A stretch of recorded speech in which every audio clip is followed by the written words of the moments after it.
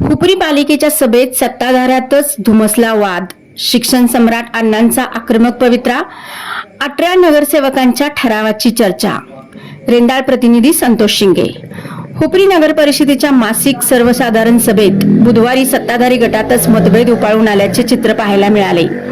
सत्ताधारी पक्षातील शिक्षण सम्राट अण्णा म्हणून ओळखले जाणारे ज्येष्ठ नगरसेवक यांनी सभेतच काही सत्ताधारी नगरसेवकांच्या कार्यपद्धतीवर जोरदार आक्षेप घेत आक्रमक भूमिका मांडल्याने सभागृहात काही काळ तणावाचे वातावरण निर्माण झाले.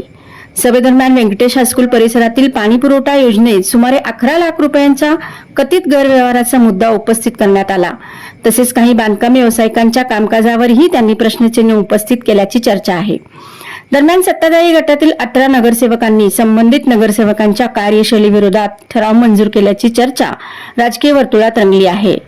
प्रत्येक प्रभागातील कामकाज हस्तक्षेप करणे, अधिकाऱ्यांवर दबाव टाकणे, इतर नगरसेवकांच्या विकास कामांची चौकशी करणे आणि विकास कामामागे अडथळे निर्माण होत असल्याच्या कारणावरून हा ठराव करण्यात आल्याचे बोलले जात आहे.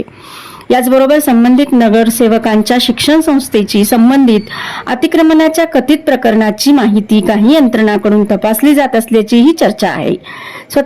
स्वतःच्या संस्थेच्या परिसराची स्वच्छता राखताना शासनाच्या रयत शिक्षण संस्थेच्या परिसरातील कचरा व भंगाराकडे दुर्लक्ष होत असल्याचा आरोपही काही नगरसेवकांनी सभेत केल्याचे समजते. या सर्व घडामोडींमुळे हुपरी नगर परिषदेतील सत्ताधारी गटातील अंतर्गत मतभेद चव्हाट्यावर आल्याची चर्चा असून येत्या काळात या वादाचे राजकीय पडसाद उमटण्याची शक्यता व्यक्त केली जात आहे.